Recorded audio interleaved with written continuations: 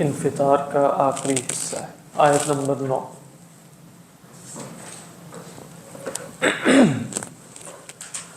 اعوذ باللہ من الشیطان الرجیم، بسم اللہ الرحمن الرحیم، کلا بل تکذبون بالدین وَإِنَّ عَلَيْكُمْ لَحَافِظِينَ كِرَامًا كَاتِبِينَ يَعْلَمُونَ مَا تَفْعَلُونَ إِنَّ الْأَبْرَارَ لَفِي نَعِيمٍ وَإِنَّ الْفُجَّارَ لَفِي جَحِيمٍ يَصْلَوْنَهَا يَوْمَ الدِّينِ وَمَا هُمْ عَنْهَا بِغَائِبِينَ وَمَا أَدْرَاكَ مَا يَوْمُ الدِّينِ ثُمَّ مَا أَدْرَاكَ مَا يَوْمُ الدِّينِ يَوْمَ لَا تَمْلِكُ نَفْسٌ لِنَفْسٍ شَيْئًا وَالْأَمْرُ يَوْمَئِذٍ لِلَّهِ رَبِّ اشْرَحْ لِي صَدْرِي وَيَسِّرْ لِي أَمْرِي وَاحْلُلْ عُقْدَةً مِّن لِّسَانِي يَفْقَهُوا قَوْلِي اللهم ألهمنا رشدنا وأعذنا من شرور أنفسنا اللهم انفعنا بما علمتنا وعلمنا ما ينفعنا وزدنا علما اللهم صل على سيدنا محمد وعلى آل سيدنا محمد وبارك وسلم آمین یا رب العالمین۔ حضرت فرمایا کلا، اور کلا میں جیسے ڈانٹ ہے اور زجر ہے، تو اس میں کس شے سے ڈانٹ اور زجر ہے؟ تو کہا کہ ما غرک بربک الکریم، کہ تمہیں تمہارے رب کریم کے بارے میں کس شے نے دھوکے میں ڈالا۔ ہو سکتا ہے اس کے کچھ ایسے جوابات ان کے ذہن میں ہو کہ جو جوابات باطل ہیں، تو کلا کا جو ردع ہے اور زجر ہے وہ ان جوابات باطلہ پر وارد ہو رہا ہے۔ اس لیے اللہ تعالیٰ فرماتے ہیں اصل مسئلہ یہ نہیں ہے کہ قیامت کا آنا ناممکن ہے اس لیے اے اللہ ہم قیامت کو نہیں مانتے، بلکہ تم اصلاً تکذیب کرتے ہو اس کی۔ گویا کیا مراد ہے تکذیب کی؟ گویا تم کیا کہیں اپنے نفس کی وجہ سے، اپنے شہوات کی وجہ سے، لذتوں کی وجہ سے تکذیب کرتے ہو قیامت کے دن کی، یہ مراد ہے۔ کلا بل، سمجھ میں آ رہی یہ بات؟ تو فرمایا کلا بل، بلکہ مسئلہ یہ ہے تمہارا دھوکے میں پڑنا اصلاً یہ ہے کہ تم تکذیب کرتے ہو قیامت کے دن کی۔ تو تکذیبون، تکذیب کہتے ہیں نسبت الکذب، یعنی نسبت الکذب کو تکذیب کہا جاتا ہے۔ تو اگر کسی شخص کی تکذیب کی جائے تو نسبت الکذب الیہ، اسی طرح کسی واقعے کی تکذیب کی جائے تو نسبت الکذب الیہا۔ تو نسبت الکذب الیہا کا مطلب یہ ہوگا کہ وہ مکذوب ہے، وہ جھوٹا ہے، جھوٹا واقعہ ہے، یہ شخص جھوٹا ہے۔ تو کلا بل تکذبون بالدین وَإِنَّ عَلَيْكُمْ لَحَافِظِينَ، تو فرمایا کہ تم تو تکذیب کر رہے ہو اور تمہارے اوپر نگران ہے، حافظین۔ وَإِنَّ عَلَيْكُمْ لَحَافِظِينَ، دیکھیں حافظین کا جو متعلق ہے وہ محذوف ہے، تو وہ تقریباً علماء کا جیسے اجماع سا ہے کہ حافظین کا متعلق ہے اعمالکم، چونکہ آگے ذکر آ جائے گا یعلمون ما تفعلون، تو حفاظت کرتے ہیں، شمار کرتے ہیں، گنتے ہیں کس کو؟ حافظین علیکم اعمالکم، تمہارے اوپر تمہارے اعمال کی حفاظت کرتے ہیں۔ ما یلفظ من قول الا لدیہ رقیب عتید، کون ہے وہ حافظین؟ حافظین کی صفت یہ بتائی کہ کرامن کاتبین، کرام کس کی جمع ہے؟ کرام جو ہے وہ کریم کی جمع، اور کاتبین آپ دیکھ رہے ہیں کاتب کی جمع کتبہ بھی آتی ہے، کریم کی جمع کرمہ بھی آتی ہے، جیسے بار کی جمع بررہ بھی ہے، کافر کی جمع کفرہ بھی ہے، فاسق، اور اسی طرح کرامن بھی ہے اور کاتبین بھی ہے۔ تو کرامن کاتبین یعلمون ما تفعلون، جانتے ہیں جو تم کرتے ہو۔ یہاں علماء میں اختلاف ہوا کہ یعلمون ما تفعلون گویا لکھنے کے لیے ضروری تھا کہ ان کے علم میں بھی ہو، تو اللہ سبحانہ وتعالیٰ نے اس بات علم کیا۔ اچھا اس بات علم کس کا ہے؟ تمام افعال کا ہے، انسانی افعال کا، یا یہ مخصوص ہے؟ صحیح تر قول یہ ہے، اور جس پہ امام راضی، جس کی تصدیق امام راضی علیہ الرحمہ نے بھی کی ہے، کہ یہ عمل جوارح کی بات ہو رہی ہے، اعمال قلبیہ کی بات نہیں ہو رہی۔ یعنی یعلمون ما تفعلون، یعلمون ما تفعلون بجوارحکم، اما اعمال القلوب فلا يعرفها لا يعلمها الا اللہ سبحانہ وتعالی وهو علیم بذات الصدور، وہ اللہ ہی جانتا ہے، وہ نہیں لکھے جاتے۔ اچھا وہ لکھے نہیں جاتے تو پھر ان کا حساب کتاب کیسے ہوگا؟ تو علماء نے کہا ان کا حساب کتاب اللہ ہی کرے گا. اور وہ جیسے بہت سی روایات سمجھ میں نہیں آ سکتی جب تک آپ واقعتاً اس کو پیش نظر نہ رکھیں کہ اعمال قلوب، ایک شخص ایسا ہے بھائی جس کا لا الہ الا اللہ کہنا تمام گناہوں کو اڑا رہا ہے ہوا میں. لا الہ الا اللہ سب نے کہا، سب کے ساتھ ایسا نہیں ہوگا. کیوں؟ اس کے ساتھ کیوں ہوا اور باقیوں کے ساتھ کیوں نہیں ہوا؟ تو گویا اس نے لا الہ الا اللہ دل کی جس کیفیت اور اخلاص اور محبت اور تواضع اور خشیت کے ساتھ کہا، اسے کچھ ایسی کیفیت نصیب ہوئی توحید اور لا الہ الا اللہ کہتے ہوئے کہ وہ دوسروں کو نہیں ہوئی. لہذا اس شخص کے اس کلمے نے اس کے تمام اعمال سیئہ کو دھو دیا. وہ سجلات والی روایت درست ہے نا، 99 دفتر ہوں گے اور وہ شخص کہے گا کہ میں ہلاک ہو گیا، تو اللہ تعالیٰ کہیں گے کہ ایک نیکی ہے، تو وہ کہے گا ایک نیکی کیا کرے گی ان 99 دفتروں کے سامنے؟ تو تخرج لہ البطاقہ، ایک کارڈ نکالا جائے گا، مکتوب علیہا لا الہ الا اللہ، اس پر لکھا کیا ہوگا؟ لا الہ الا اللہ. اس کو ایک پلڑے میں رکھا جائے گا. تو آپ نے فرماتے ہیں فتطیش او کما قال نبی صلی اللہ علیہ وسلم السجلات کلھا، تمام ہوا میں اڑ جائیں گے ایک کلمے کی وجہ سے. یہ کسی کے ساتھ ہو رہا ہے. اسی طرح علماء نے کہا کہ من جاء بالحسنۃ فلہ عشر امثالھا، 10 گنا ملے گی. بعض روایات سے پتہ چلتا ہے کہ وہ 10 گنا 700 تک بھی ہو سکتی ہیں. بعض روایات سے پتہ چلتا ہے کہ وہ 700 سے بھی زیادہ ہو سکتی ہیں. اور بعض آیات سے معلوم ہوتا ہے کہ بغیر حساب، یرزق من یشاء بغیر حساب. یہ تفاوت کیوں واقع ہو رہا ہے؟ یہ بھی اسی بنا پر ہو رہا ہے اعمال قلبیہ کی وجہ سے. یہ بات سمجھ میں آ رہی ہے؟ تو اعمال قلبیہ کو خدا کے سوا کوئی نہیں جانتا، فرشتہ بھی نہیں جانتا کہ دل میں کیا ہے. کچھ آئیے کہ میں آپ کے دل میں جانوں گی کیا؟ بات واضح ہے کہ نہیں؟ یعنی وہ اللہ کی ڈومین ہے، وہ اللہ کے سوا کوئی نہیں جانتا. اللہ کے بتانے سے پتہ چل سکتا ہے، اللہ کے بتانے سے کسی کو پتہ چل سکتا ہے. لیکن حکم کس پر لگتا ہے؟ حکم ظاہر پہ لگتا ہے، حکم باطن پر نہیں لگتا. بات واضح؟ اسی بنیاد پہ وہ کہتے ہیں کہ جیسے قرآن مجید کی آیت ہے کہ جس میں حصر ہے کہ دلوں کے ان اللہ علیم بذات الصدور، اور جیسے مطلب ظاہر و باطن کا جاننے والا صرف خدا ہے. تو فرشتے اللہ کے بتانے سے تو ان کو معلوم ہو سکتا ہے، لیکن کوئی دلیل ہمارے سامنے ایسی نہیں ہے کہ اللہ تعالیٰ نے ان کو ہمارے اعمال قلبیہ کی خبر دی. پہلی بات. دوسری بات یہ کہ فعل کا لغت میں اطلاق عموماً فعل آ رہا ہے، ویسے عمل نہیں آ رہا، عمل قلب پر نہیں ہوتا. یہ کہاں؟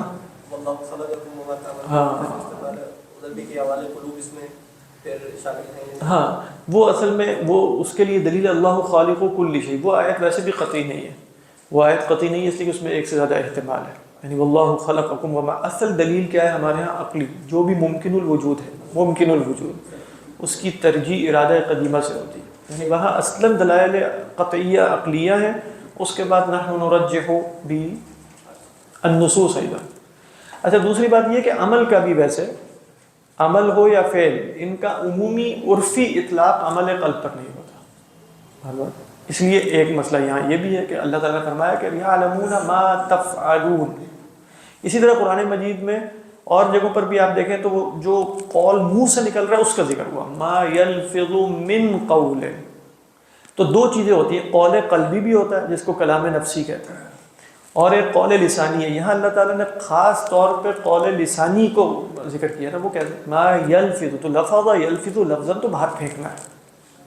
اما ما یحدث به نفسه فی قلبه فهل یکتب علیہ؟ لا یکتب علیہ الا اذا بلغ الى درجۃ العزم. اچھا آپ کا عزم تک جب درجہ پہنچ گیا تو پھر فرشتے کیسے لکھتے ہیں؟ یہ بھی عزم بہرحال نیت ہے، ایسا ہی ہے. تو کہا کہ عزم ہوتا ہی وہ ہے جس میں انسان اقدام عمل کر دے اور پھر کسی خارجی سبب کی وجہ سے وہ اتمام نہ کر سکے. یہ فرشتوں کو بھی پتہ چل جائے. مطلب مثال کے طور پہ ایک شخص چوری کے لیے نکلا، پہنچ گیا گھر، اس نے دیوار پھلانگی، پتہ چل رہا ہے رات کے 2 بجے ہے، تو وہ چوری کے لیے وہ اترا نیچے، تو کتا بھاگتا ہوا آ گیا، اس کو اپنے پڑ گیا، واپس چڑھا اور بھاگ گیا وہاں سے. تو اس شخص کو اس کی نیت پر اس کی پکڑ ہو جائے گی. ایسا ہی ہے نا، اذا التقى المسلمان بسيفيهما فالقاتل والمقتول في النار قال هذا القاتل فما بال المقتول قال انه عزم على قتل اخي. عزم على قتل اخي کیسے پتہ چلا فرشتوں کو کہ عزم على قتل اخي؟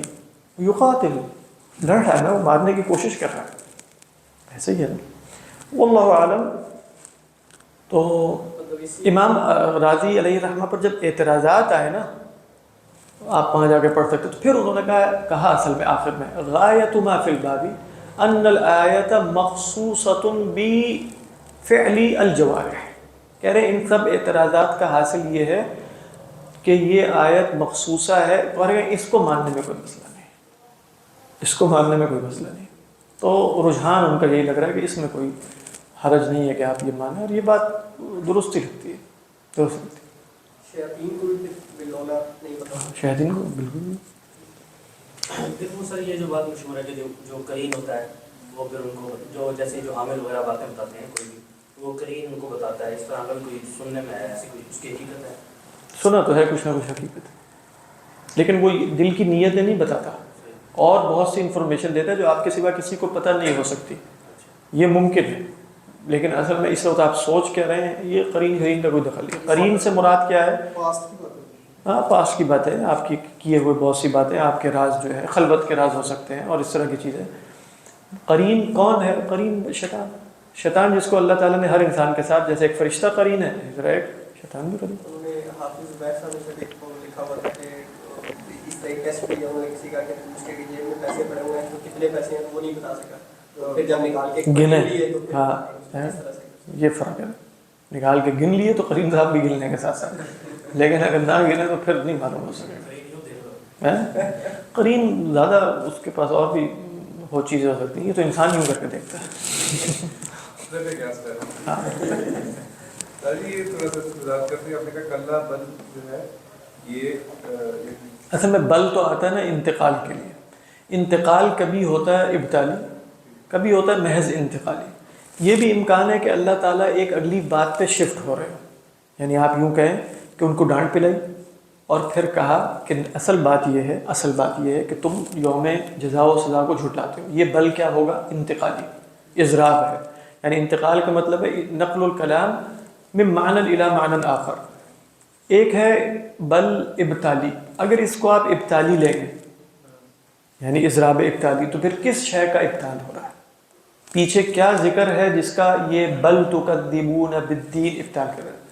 تو بعض علماء نے کہا کہ جو جوابات ہو سکتے ہیں نا ما غرک بربک الکریم کے، تو ان جوابات کو رد کر کے اللہ فرما رہے ہیں حقیقی علت تمہارا، حقیقی مسئلہ تمہارا، حقیقی علت تمہاری وہ یہ ہے تکذبون بالدین۔ آپ سمجھیں؟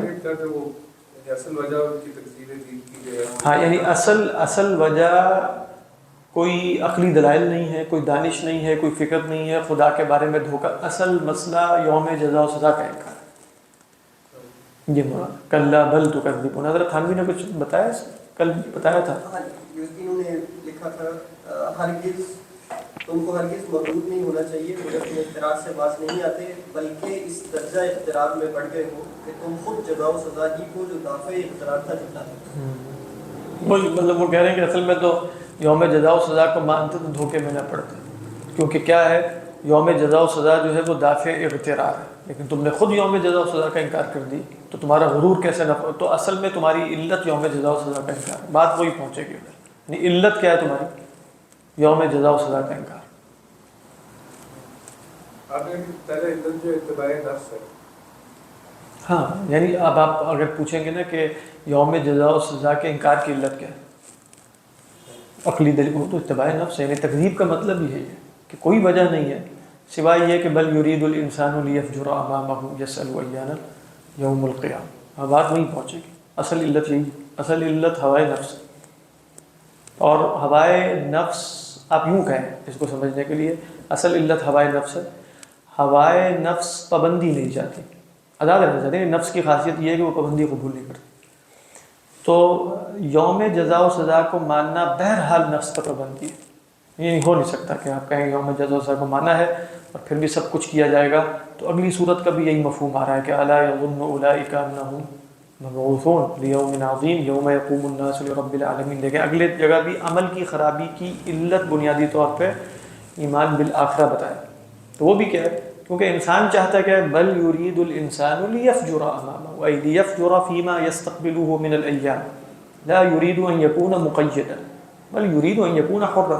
ہو نہیں سکتا وہ حر، یہ اور مسئلہ ہے، لیکن یرید ان یکون حرا. آپ ابھی بھی دیکھیں آزادی آزادی کے نعرے لگتے رہیں گے, آزاد تو کوئی بھی نہیں ہو سکتا, ممکن ہی نہیں. آزادی فی نفسی ہی انسان کی اس کنڈیشن میں امپاسبل ہے, ممکن ہی نہیں آزادی.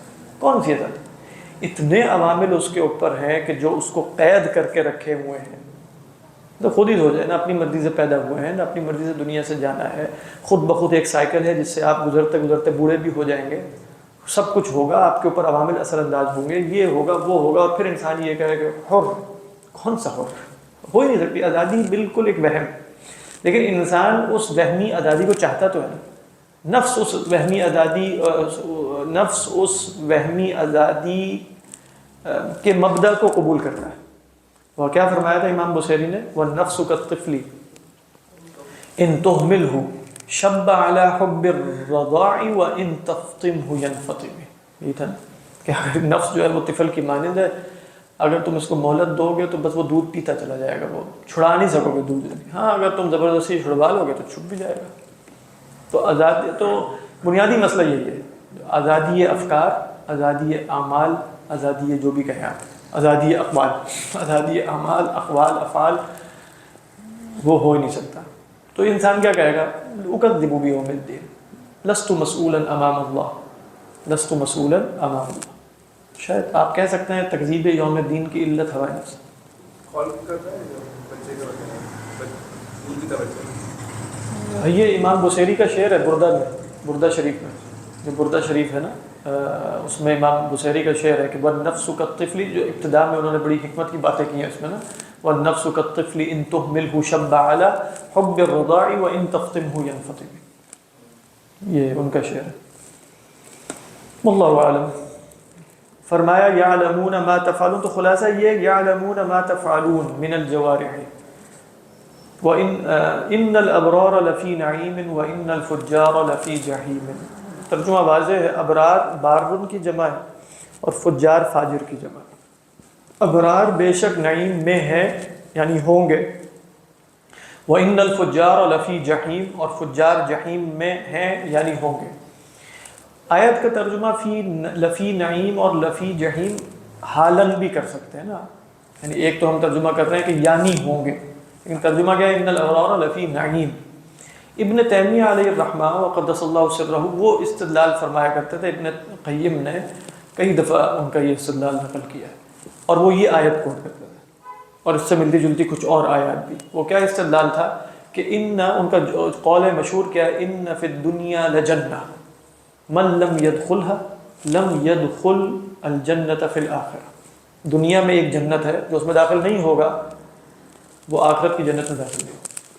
اور وہ کہتے تھے, ابن قیم علیہ الرحمہ فرماتے ہیں کہ وہ کہا کرتے تھے کہ ماذا يفعل بی اعدائی, میرے دشمن میرے سے کیا کر سکتے ہیں. جیب میں کاٹی ہے نا بہت. ان جنتی معی, جنت میرے ساتھ ہی ہوتی ہے, جہاں میں جاتا ہوں چاہے جیل میں ہوں جنت میرے ساتھ ہے. گویا بتانا, وہ اس سے یہ نہیں کہہ رہا کہ یہ جنت دنیا کی ہے, کوئی پرویز کا تصور نہیں ہے کہ وہ کہیں کہ جنت سے مراد ایک خاص قسم کے معاشرے کا قیام ہے, جو ہو جائے تو جنت واقع ہو جائے گی.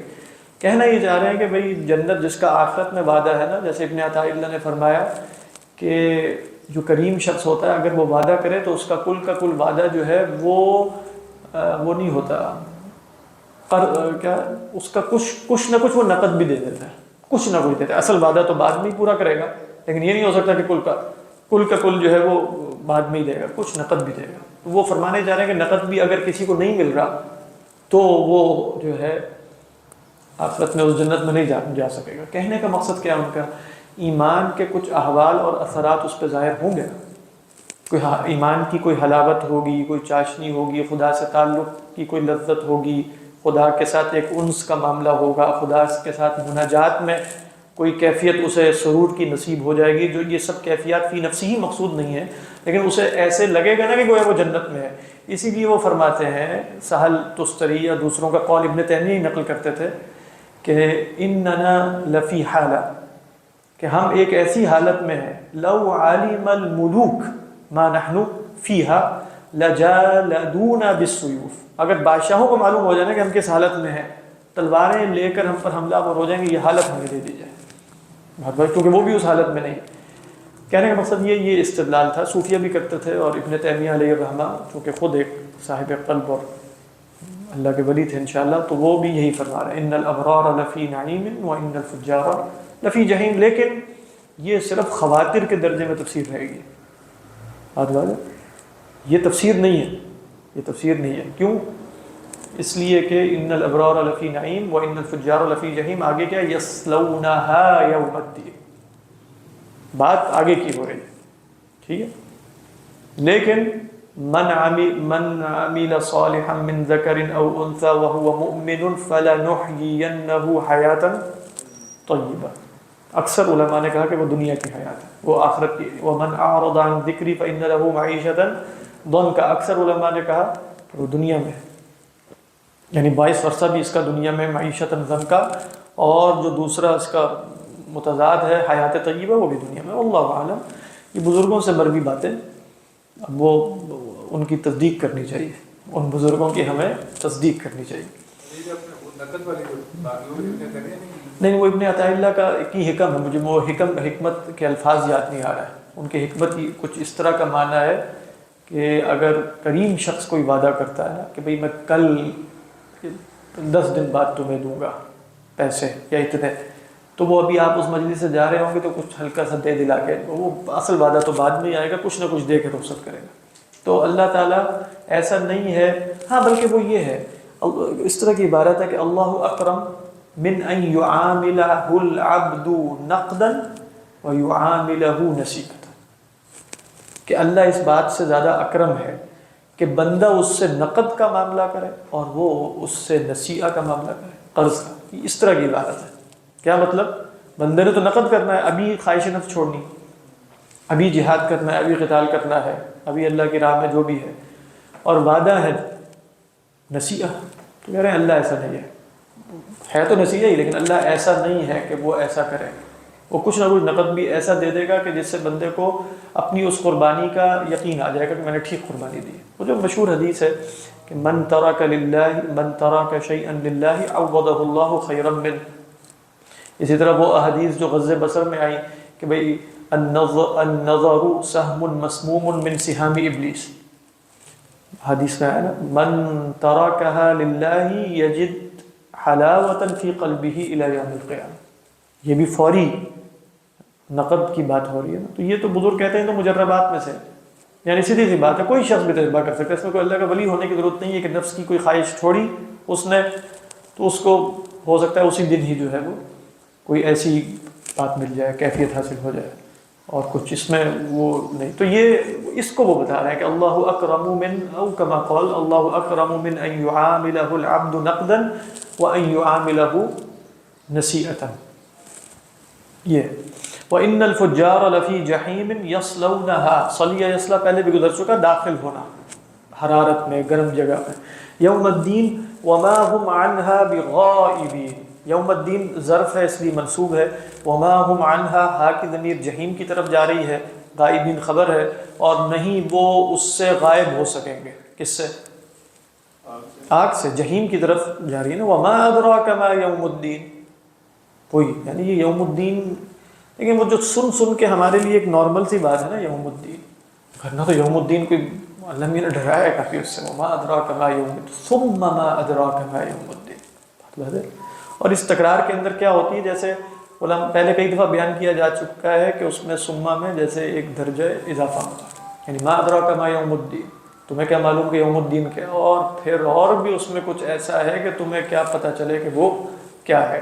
اور پھر اللہ نے خود بتا دیا نا یوم لا تملک نفس لنفس شیئا، یوم الدین اس دن ہوگا، یعنی یقع یوم، بات ہے، یعنی یوم الدین ہی کا ظرف ہے. یعنی یوم الدین کب ہوگا؟ یوم لا، ٹھیک ہے، لا تملک نفس لنفس شیئا، جس دن کوئی نفس کسی نفس کے لیے کسی شے کا مالک نہیں ہوگا. لغوی ترجمہ یہ ہے، ملک یملک ملکا. اور اگر ملک یملک ملکن ہے تو اس کا مطلب بادشاہ ہونا چاہیے. فلان ملکا، ملک ملکن ای صار ملکن، ملکا ملکن اور ملکا ملکن صار مالکن. ملک اور ملک میں یہ فرق، ملک اور ملک میں. تو یوم لا تب جیسے ہم قرآن میں جامع جا پڑھتے ہیں لمن الملک اليوم، تو یہاں یہ بھی ہو سکتا ہے کہ ملک یملک یہاں تو خیر انسانوں کی طرف ہے، لیکن اللہ اس دن کیا ہوگا، لمن الملک اليوم للہ الواحد القہار، واللہ اعلم۔ شکریہ۔ ملک بادشاہت ملک بادشاہت ہے، ملک ملکیت ہے،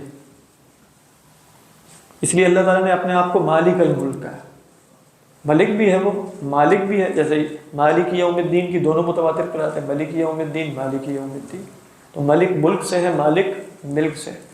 اور پھر ایک جگہ اللہ نے دونوں کو کیسے جمع کیا، مالک الملک قل اللہم مالک الملک، تو یہ مبالغہ سب سے زیادہ ہے اس میں، گویا ملک خود بادشاہی کوئی ایسی شے ہے جس کا وہ خود مالک ہے، لہٰذا جس کو چاہے بادشاہی دے۔ تو آگے کیا ہے، تؤتی الملک من تشاء وتنزع الملک ممن تشاء، یوم لا تملک نفس لنفس شیئا، تو پھر کوئی کسی شے کا مالک نہیں ہوگا، تو مالک کون ہوگا، امر کس کے پاس ہے، اختیار کس کے پاس ہے، والامر یومئذ، اس دن للہ۔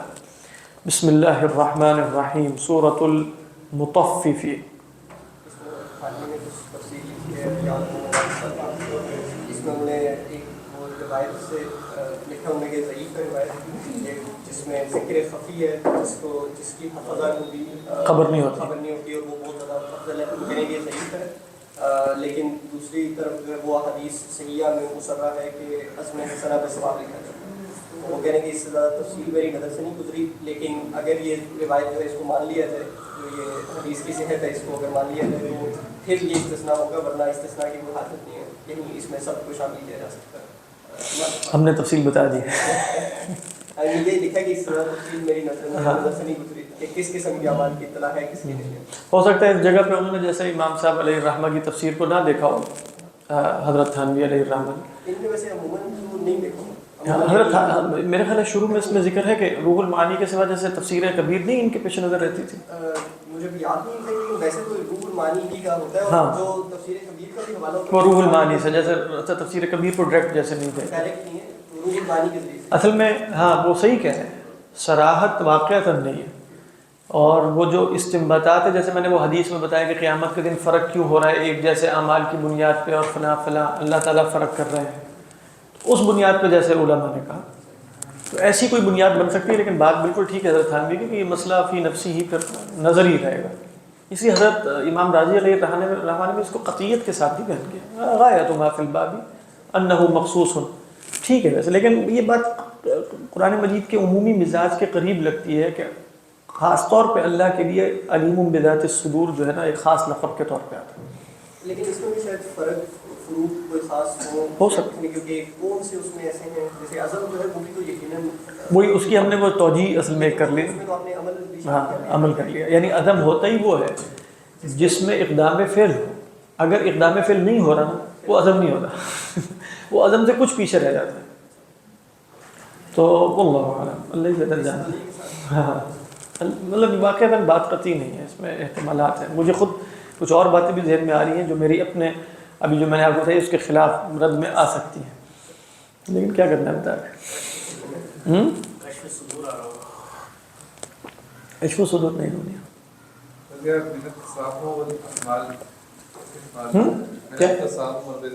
کیا لکھا ہے، من التسامح، کس کا لکھائیے ذرا کیا لکھا ہے، تسامح اور اعمال، اچھا احوال، ہاں تو فرماتے ہیں وَرَدٌ لِمَا يَتَوَغْنِنِ، یہ تو اصل میں اور بتا رہے ہیں، وہ کہہ رہے ہیں وَإِنَّ عَلَيْكُمْ لَحَافِظِينَ كِرَامًا كَاتِبِينَ يَعْلَمُونَ مَا تَفْعَلُونَ تَحْقِيقٌ لِمَا يُكَذِّبُونَ بِهِ، کہہ رہے ہیں کس شے کا انکار کر رہے ہیں، پہلے تو اس کا بتایا کہ اصل میں ان کی تکذیب ہے کیا، تحقیق لما یکذبون به، ثم کیا کہتے ہیں ورد لما یتوقعون من التسامح والاہمال، کہہ رہے ہیں پھر اس کے اندر رد کیا ہے، جب فرمایا نا انا علیکم لحافظین، وہ ہو سکتا ہے ماننے کے بعد بھی توقع یہ رکھیں کہ ایسے ہی کام چل جائے گا، اور وہاں بھی معاملات اتنے دقیق نہیں ہوں گے، محمل سے ہوں گے، کون ہر بات لے کر لکھ رہا ہوگا، تو کہہ رہے ہیں کہ اس میں اصل میں وَإِنَّ عَلَيْكُمْ لَحَافِظِينَ رَدٌ لِمَا يَتَوَقَّعُونَ مِنَ التَّسَامُحِ وَالْإِهْمَالِ وَتَعْظِيمُ الْكِتَابَةِ بِكَوْنِهِمْ كِرَامًا عِنْدَ اللَّهِ تَعَالَى لِتَعْظِيمِ الْجَزَاءِ، کہہ رہے ہیں کتابت کی تعظیم کیسے کی کہ لکھنے والے کریم ہیں، اس سے معلوم ہوا کہ جزا بھی بہت عظیم ہوگی، یعنی یہ کوئی چھوٹا موٹا مسئلہ نہیں ہے کہ جس میں اللہ تعالیٰ نے ایسے ہی کسی کی ذمہ داری لگا دی کہ تم لکھ لینا، کوئی چھوٹے سے آدمی کو کہہ دیتے ہیں نا آپ، لیکن جس کام کے لیے آپ بہت چن کے بندہ رکھتے ہیں، یعنی کہنا وہ یہ چاہ رہے ہیں، تو وہ کام کو ایسا تو نہیں ہوگا کہ بعد میں آپ اس کی طرف توجہ ہی نہ دیں. وہ یہ فرما رہے ہیں کہ وہ تعظیم الکتبۃ بکونہم کراما عند اللہ لتعظیم الجزاء. اور پھر فرماتے ہیں ان الابرار لفی نعیم وان الفجار لفی جحیم بیان لما یکتبون لاجلہ. لماذا يكتبون؟ لأن بعض الناس سيذهبون إلى النعيم وبعض الآخرين يذهبون إلى الجحيم. یہ اس میں انہوں نے یہ مسئلہ نہیں ڈسکس کیا، یہ والا ڈسکس نہیں کیا.